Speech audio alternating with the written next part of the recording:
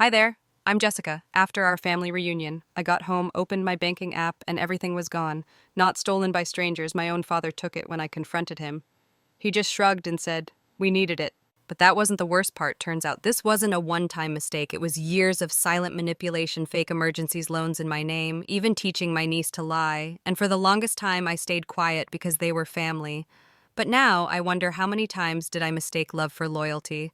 The smell of charcoal and overcooked ribs still clung to my shirt as I stepped out of my parents' house and into the thick Boise heat. It was that kind of family reunion, the kind where everyone hugs too hard, asks too much, and gives too little. My mom had spent the afternoon gliding around with her signature wine glass, like it was a trophy, pretending everyone loved each other. My dad. Frank mostly sat with the TV on mute, occasionally grunting out his opinion about politics or the price of gas. And Monica, she was in rare form. "You probably make six figures now, right?" she blurted between bites of potato salad. "God must be nice." I laughed it off because that's what I always do. That's what keeps the peace. But something about the way she said it, sharp, loud, as if she wanted the whole backyard to hear, stuck in my chest like a splinter. By the time I got to my car, I could feel a headache building right behind my eyes. My father gave me a half-hearted wave and said, "Drive safe." "Jessica, don't forget you're the lucky one in this family." I didn't respond. I just smiled tight and started the engine on the drive home. The sky was still glowing from the last stretch of sunset, but the heat hadn't let up. The air conditioning felt like a blessing, but my mind wouldn't shut off. I kept hearing his voice. "You're the lucky one," as if luck had anything to do with why I was the only one who hadn't borrowed money, tanked their credit, or moved back in with our parents. After 40, I got home just after 8:30, kicked off my shoes, tossed my purse on the kitchen counter, and instinctively opened my laptop. Checking my account balance had become second nature, a mix of anxiety and habit after a lifetime of being the responsible one. I wasn't prepared for what I saw. The screen loaded, my checking account showed 87. 16. I blinked, hit refresh, same number. Yesterday, I had just over $14,000 in there. I had transferred a bonus check from work. I remember double-checking the deposit. I refreshed the page again, still 87 to 16. My hands started to tremble. I opened the transaction history. 3 large transfers had gone through since Friday, each for thousands, and all originating from a familiar IP address. My parents' Wi-Fi, the same one I had connected to during the reunion. A chill ran down my spine. My fingers hovered over the trackpad as if they could reverse it by pausing, as if staring long enough might bring the money back. My breath got shallow. I muttered to myself, No way he wouldn't not, Dad." But deep down, something cracked like a curtain finally lifting. The signs had always been there. A week before the reunion, Monica had called, voice shaking and tearful Lori. "I hate asking, but the girls need supplies for school. I'm tapped out. Just 300, please." I wired it to her within 10 minutes. 2 days later, she posted a selfie on Instagram, nails freshly done, holding a mimosa self-care sundae. Another post showed a brunch spread that could have fed a family of 5. The caption said, "Treat yourself." I remembered staring at my phone, a pit forming in my stomach, but I didn't say anything. I told myself, maybe someone else paid, maybe she deserved a break. But now the pieces were rearranging themselves. I sat at my dining table, staring at the screen. My apartment was quiet, except for the soft hum of the fridge and the blood rushing in my ears. I hadn't even taken off my jacket. I scrolled through old mental files, memories I had buried under politeness. The time I covered her rent just for 1 month, the time Dad's battery died and I handed over $200 without blinking.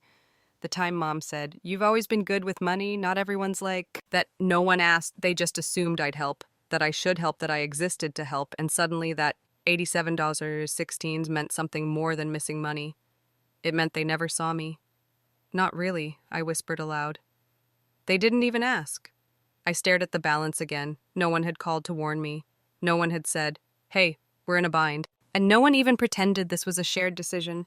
Just 3 emptying clicks, and the life I'd been quietly building drained out of me. I stood slowly, grabbed my coat again. My body moved before my brain did. I didn't call. I didn't text.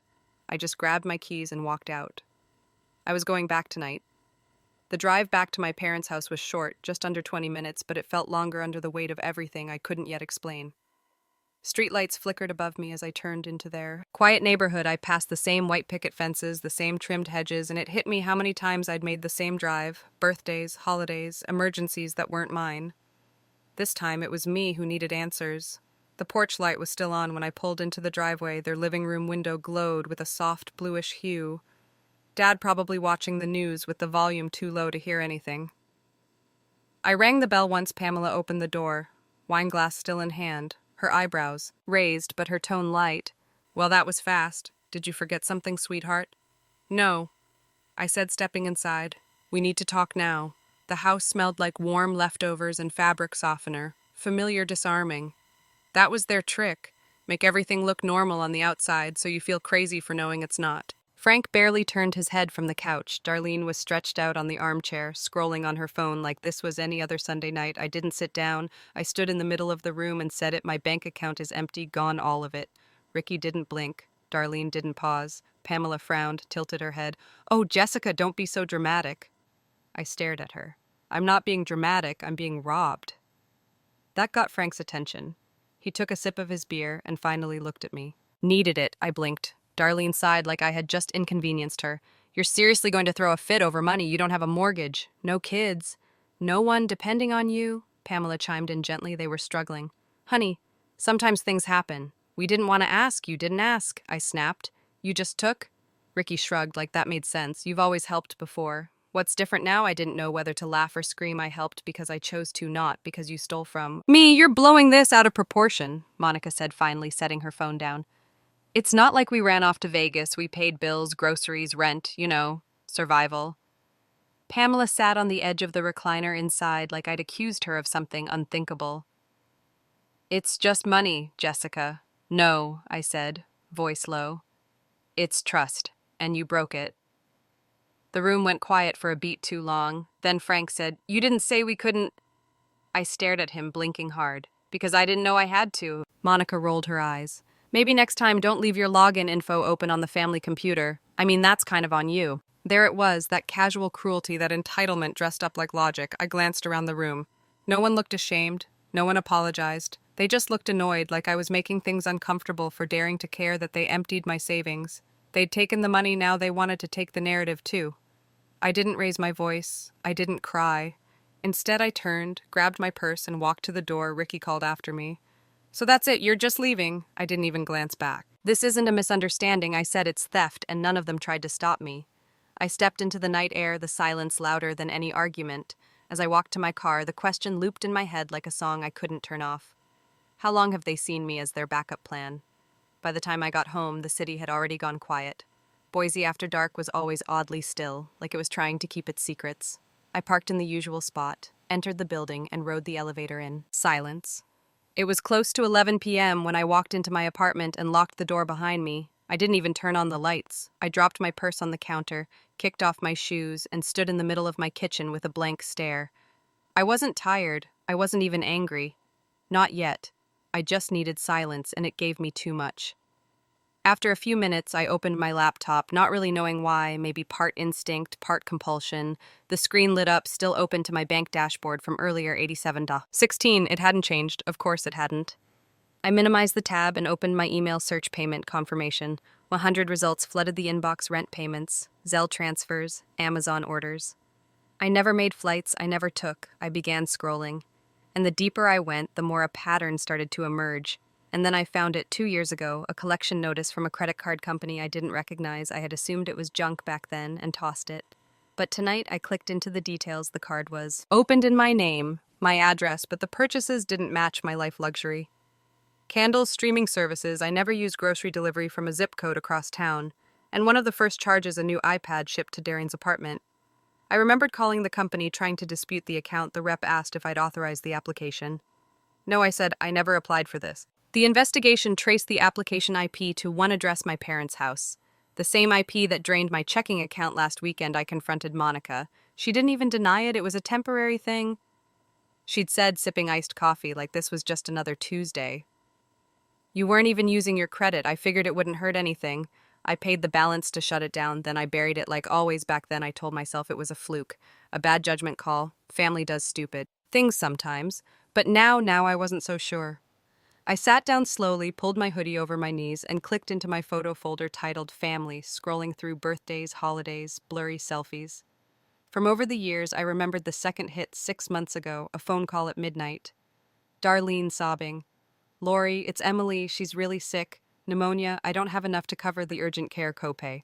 Please, I'd sent $600 that night. No hesitation. 3 days later, Emily posted a TikTok from Lake Tahoe, dancing in a hotel robe, spinning in circles with her cousin by the pool. I called Monica and asked, "Wait, was she even sick?" Her answer burned into my brain. "Oh my God, you're always so suspicious. We just needed a break. Sorry, we didn't clear it with you, Miss IRS." I didn't respond. I didn't demand it back. I just went quiet again. I don't know what was worse, that she lied or that I had believed her so easily. I looked around my apartment. The place felt smaller now, like the walls were closing in with every memory I had tried to forget. I opened a blank spreadsheet category, rent paid for others amount $800 category, Monica's car battery, amount $250 category, emergency school supplies, amount $300. I kept typing. Cell phone bills, surprise birthday parties, gift cards, vet bills that weren't mine. I stared at the total. I wasn't angry anymore. I was clear this had never been about one moment. It had never been about a single betrayal. It was a system, a quiet, manipulative running tab. No one thought I'd ever question. I clicked Save As and typed the file name Family Debt, Do Not Ignore. I sat back, feeling the weight shift inside my chest. This wasn't just money, it was respect, and they'd taken that too. 2 days passed, I didn't hear a word from them. Not a single text, not a voicemail, no apology, no defense. The silence felt tactical, like they were waiting for me to simmer down and pretend it never happened. But I wasn't the same woman they thought they could wear down. It was Thursday when I printed out every piece of evidence: bank statements, credit alerts, identity reports. I slid the stack into a clean black folder, then set it on my kitchen table beside my keys. I stared at it for a full minute. It felt heavier than it was, like it carried every favor I never agreed to, every dollar I never offered. Every time they mistook me for a doormat by 6:45. That evening, I was parking across the street from my parents' house. I didn't pull into the driveway like usual. I wasn't here for dinner. I wasn't here for smiles. I was here for the truth. I stepped out, folder tucked under my arm. The grass was still damp from afternoon sprinklers. A breeze rattled the wind chimes hanging by their porch. I rang the bell once Pamela answered, face drawn and unsure. "You didn't say you were coming," she murmured. "I'm not here to eat." She stepped aside without asking anything more. Ricky sat on the couch, reclined with a soda in hand. ESPN was playing at low volume. Darlene was in the corner, chair legs curled beneath her, scrolling. Like always, I didn't bother with greetings. I dropped the folder on the coffee table. The slap of it hitting the surface made Frank flinch. "What's that?" He asked. "Proof," I said. "And the last time I'll explain anything." He chuckled, more annoyance than humor. "You're still on about that account." "No," I replied calmly. "Now it's about all of them." I opened the folder and pulled the first page free. "Remember this? You co-signed a personal loan 18 months ago using my name. I didn't sign this." Frank blinked. "You left your social on that tax form. I needed it fast, so you committed fraud and used my identity without asking." He didn't respond. Pamela stood in the doorway, arms crossed tightly. Her eyes said it all. She'd known. "We helped you," Frank said. "We put food on your plate when you were in school, paid for your books. You think all that came free? I've repaid you 10 times over." I snapped with silence. "With rent? When you were short with gifts you never earned, you used me because I didn't." "Fight back." Darlene finally looked up. "Oh, please, this whole victim act is exhausting. You act like we stole your soul." "No," I said, my voice sharp. "You stole something far more practical. My name, my future, my peace of mind." Frank waved me off. "Don't act like you're some saint. We all do what we have to for family." I held up another document. "Co-signature verification. I'm giving you 48 hours to fix this with the bank. Remove my name, own it, or I report it." "You wouldn't," Carol whispered. I met her gaze. "You want to bet on that?" Darlene stood, mouth twisting. "You're being cold, heartless. Even what happened to us, looking out for each other." "What happened," I said, stepping toward the door, "is that you thought looking out for each other meant I never got to look out for myself." I grabbed the folder, tucked it under my arm again. Ricky tried one last time. "So what now? You going to take your own family to court if you ever use my name again?" I said flatly. "I'll use yours in court, on paper, on the record." No one spoke as I pulled the front door open. I didn't look back. "You think guilt's going to keep me quiet?" I said, loud enough to echo down the hallway. "Try me." Then I left the door slamming shut behind me, not in rage, but in resolve. It had been a quiet week. Too quiet. No emails, no voicemails, no knocks at the door. Thought maybe, just maybe, they were letting it go. But on Saturday night at exactly 8:03 p.m., a text lit up my phone from Carol. Lunch at 1 tomorrow, just us. Let's talk like family. Just us had always been code for let's sweep this under the rug without outsiders watching. I should have ignored it, but part of me needed to hear what their next excuse would be, so I charged my laptop, printed 3 things, and placed them in a manila envelope, not as evidence, not anymore as closure. Sunday was warm, too warm for anything serious to happen. And yet there I was, walking up the steps of my parents' porch at 12:59 p.m., envelope in hand, notepad of patience, completely empty. The front door creaked open before I could knock. Pamela stood there in her apron, her hair curled like it was Easter brunch. "You came," she said, her smile stiff. I did. The dining table was already set. 4 places, I guess. Just us meant them, plus me again. Ricky looked up from his chair and gave me a small nod, like we were meeting for a board meeting instead of a reckoning. Darlene didn't say anything, just sipped from a glass of sweet tea, tapping her acrylics against the stem. I didn't sit. We thought this would be a chance to reset. Pamela began placing a dish of rolls in the center of the table to clear the air. "Clear it or twist it?" I asked. Ricky leaned back in his chair, arms crossed. "Look, none of us handled things perfectly, but dragging this out, it's just hurting everyone. Especially you hurting me," I said. "You emptied my account and used my identity, but I'm the one making it worse." "We're trying to move on," Carol added, like this was a family disagreement over a burnt casserole and not financial fraud. Darlene finally spoke. "We don't want to fight, Jessica. What's done is done. Let's not let money come between us." That was their version of peace. No apology, no ownership, just pressure to pretend. I sat down, slowly placing the envelope on my plate like it was part of the setting. "Funny you say that," I said, because I ran into Aunt Sandra yesterday at the grocery store. She asked if I was still being as generous as always. Pamela's smile cracked. "For half a second," she said. I continued that you told her I offered to cover Monica's bills, that I was just being my usual big-hearted self. Pamela didn't respond. Pulled out the printout and slid it across the table. A screenshot, a message thread from her phone, one. She hadn't deleted from the cloud. Her text to Aunt Sandra dated 2 days after I confronted them. "She's overreacting. She offered to help." It wasn't like we took it without her knowing. Silence dropped like a curtain. I looked at all of them. "Let me be clear. I said I didn't offer anything you stole from me, and now you're lying to other people about it, to protect your image," Darlene scoffed. "You're blowing this way out of proportion." I turned to her. "No, you just got too comfortable thinking I'd never say anything." I stood. "This is your last chance after today. I go public, I go legal, I go wherever I need to, so this doesn't happen again to me or anyone else." I pulled a sealed envelope from my purse and set it on the table. The name of my attorney printed neatly in the return address corner. "A cease and desist," I said. "Effective immediately." Pamela's hand hovered above it, but she didn't touch it. Ricky leaned forward like he might speak. Then didn't. I stepped back from the table. No more backdoor conversations, no more stories to family, no more guilt trips. No one stopped me. I left the roast, untouched, the tea full, the table full of people who had run out of lies they could hide behind. I didn't even turn around when the door shut behind me. I just kept walking down the front steps onto the driveway and back into my car. I sat there for a while, staring out the windshield, my hands motionless on the steering wheel, not because I was unsure of what I'd done, because I wasn't, but because the silence afterward hurt more than I'd expected. The engine clicked softly as it cooled. A mocking quiet. They didn't chase me, they didn't yell, they didn't apologize, just sat there stunned. Like I'd done something cruel. I drove home, showered, and let the rest of the evening pass without turning on the TV or checking my phone.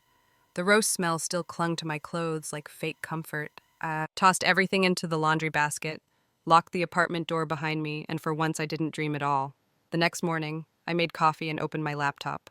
Nothing from them. No missed calls, just a lingering bitter taste in my mouth and the sound of my email refreshing. I tried to move on with my day. I really did. I cleaned my desk, organized files, even watered the succulents I usually forgot about. But the stillness was loud and heavy by late afternoon. I agreed to watch Emily, Monica's daughter, for a couple hours while she met with someone from her new job agency. Addison was dropped off with her usual hug and tablet in hand. "She's all yours," Monica chirped from the hallway. "Thanks, sis." The word landed differently now while Emily colored quietly at my kitchen table. I sat beside her to check the weather on her tablet. Just for a moment, the screen was already unlocked. A messenger window blinked in the background. Notifications piled in the corner. I shouldn't have. Looked, but I did. The group chat name was Carver Core. It had every name you'd expect. Darlene, Carol, Frank, even a cousin or two. At first it was family jokes, memes, baby photos. Then a thread caught my eye. Darlene, she seriously lost it, like paranoid level nuts. Pamela, she was always sensitive. This is just her being dramatic again. Ricky girl gets a good job and thinks she's queen of Idaho.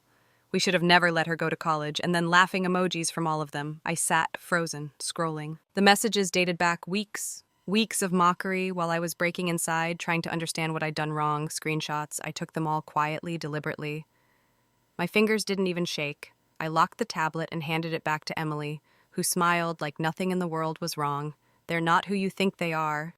I whispered to myself that evening I made an appointment. The next morning I sat across from my lawyer in his downtown office. His glasses rested on the edge of his nose as he read through the documents. I handed him the unauthorized loan, the group chat screenshots, the fake gifts they told people I'd offered. He looked up, brows raised. "You're ready to move forward?" I nodded. "No more warnings. Draft everything in the scope." He asked all of them. Ricky, Carol, Monica. I want every single name tied to this mess addressed fraud, identity misuse, emotional coercion, financial abuse. He closed the folder, leaned back in his chair, and said the first calm thing I'd heard in weeks. "You have a case, and it's airtight." As I stepped out of the building, the early afternoon sun hit me hard. It was too bright for the mood I was in. I stood there for a moment, letting the warmth sting. My phone buzzed. One new text from Monica. "Did you seriously just subpoena Mom?" I stared at the screen for a moment, then turned. The phone off without replying, I walked down the street and didn't look back. It was 3 days after I walked out of my lawyer's office when the knock came. I wasn't expecting company. I wasn't expecting her. Addison stood at my door, backpack slung over one shoulder, her curls pulled into a messy ponytail, one shoelace dragging behind her. "Hi, Aunt Jessica," she chirped. "Mom said I'm sleeping over tonight." I blinked. Darlene hadn't texted, hadn't called, just dropped her off again. "Did she say when she'd be back?" "Nope," Emily said brightly. "She said I could stay as long as you want me."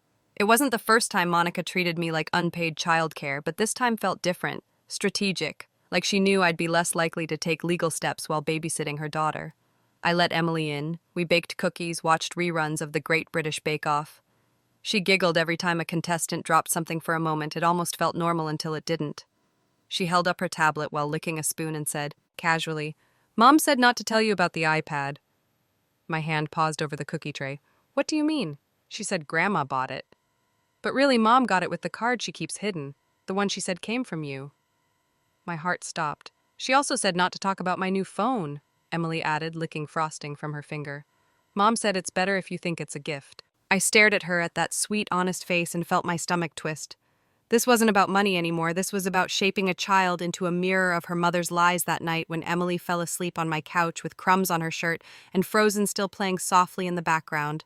I stood in the kitchen, staring at the ceiling. Darlene wasn't just reckless, she was rewriting her daughter's sense of right and wrong the next morning. I drove straight to my mother's house, Pamela answered. The door surprised to see me before she could speak. I said, "Is Monica here?" She hesitated. "She's in the kitchen." I walked in without waiting for permission. Darlene sat at the counter sipping coffee like nothing was wrong.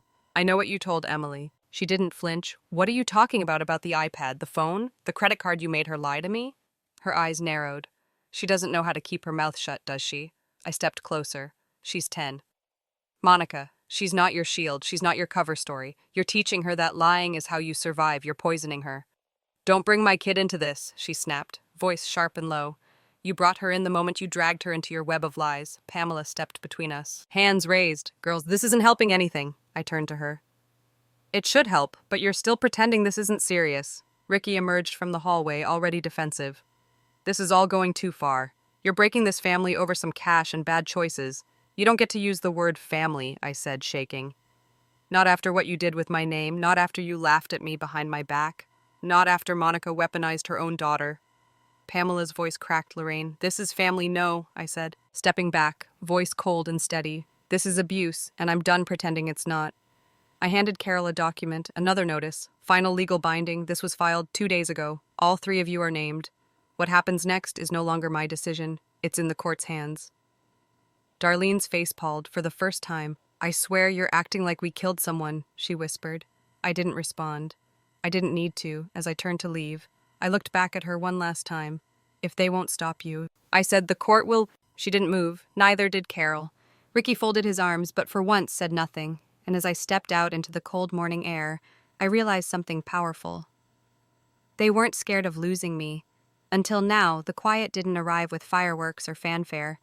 It didn't come in the form of an apology, a confrontation, or even a last-ditch effort to guilt me back into place. It just happened like a light slowly dimming in a room I no longer wanted to be in. It had been 2 weeks since I walked out of my mother's house for what I told myself.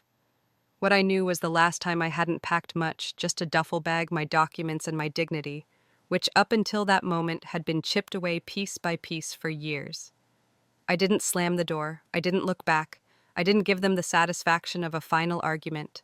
I simply left, and then came the silence. Not peaceful, not relieving.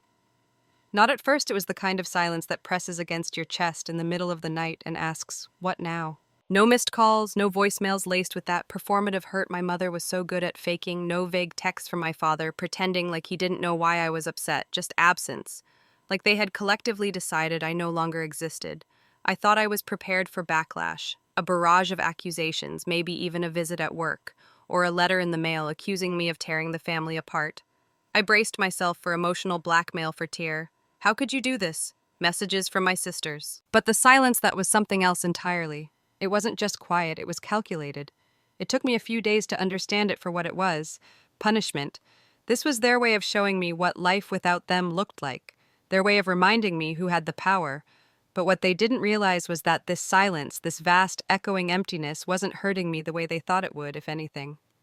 It was clarifying. Every evening I came home from work, kicked off my heels by the door, and slipped into something soft and loose. I'd light a candle, brew tea, open my laptop, and check the latest updates from my lawyer. I was neck deep in the legal mess left behind, untangling the web of lies they'd spun with my name on credit applications, my signature forged on loan agreements, my financial reputation used and discarded like an old receipt. It was exhausting, but it was mine, my fight, my choice.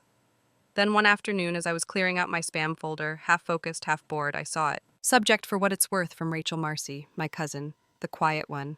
The one who always kept her eyes low during family dinners, who never raised her voice, never rocked the boat. I clicked before I could overthink it, Lorraine. I don't expect a reply, but I want you to know, you did the right thing. I've watched this family chew you up for years. They never saw you as a person, just a provider watching you finally stand up. Wasn't just brave, it gave me permission to rethink my silence too. Whatever. They say about you now, I know the truth. I read it once, then again, then a third time, and I broke not out of rage, not from pain, but from the relief of being seen, of someone finally naming the thing I'd carried for so long. I cried like I hadn't in years. Not the hot, panicked sobbing of someone in crisis. It was quieter than that, like a letting go, like exhaling after holding your breath too long. A few days later, I got a letter from the bank. My name had been officially removed from the fraudulent loan. My father opened another letter, arrived the next morning. An internal investigation had been launched into Monica's, my sister's, accounts. Suspicious transfers, duplicate beneficiaries. My mother's name appeared in the case file notes. Willful omission, they called it. She knew, of course she knew, and still not a word, not a call, not even an attempt to justify it. I thought that would be the most painful part. The betrayal, the exposure, the way the truth unraveled in front of strangers in suits with clipboards, but no.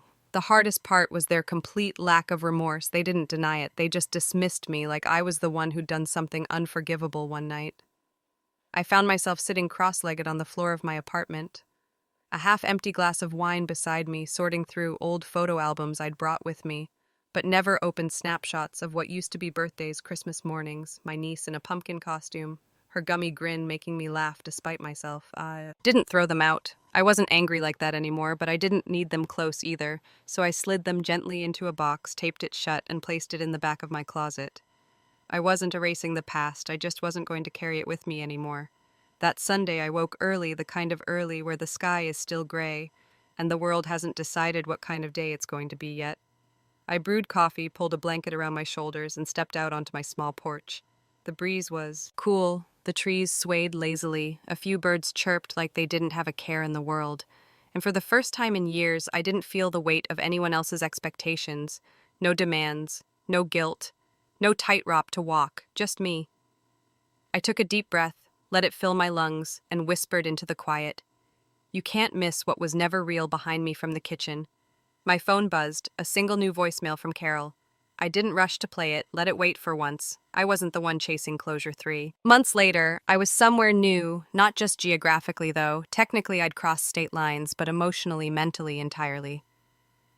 Eugene, Oregon wasn't all that different from Boise on paper. Similar weather, similar landscape, the same kind of trees, the same overcast skies that hinted at rain, without ever quite delivering, but the air felt different here, not just cleaner, but quieter, like it had decided not to carry other people's expectations anymore. The street I lived on was unremarkable. In the best way, rows of small houses, neighbors who waved but didn't pry, and trees lining the sidewalks that had just begun to shed their golden leaves.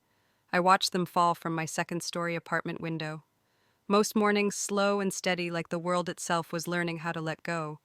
And maybe in some way it was. I worked out of a small co-working space just 2 blocks away. Nothing fancy, white walls, too many plants, and a playlist that alternated between lo-fi beats and soft acoustic. Covers of songs no one wanted to admit they still liked. There was a coffee shop across the street, and within 2 weeks the baristas already knew my name and my order oat milk latte. No syrup life had become simple in a way I never thought was allowed.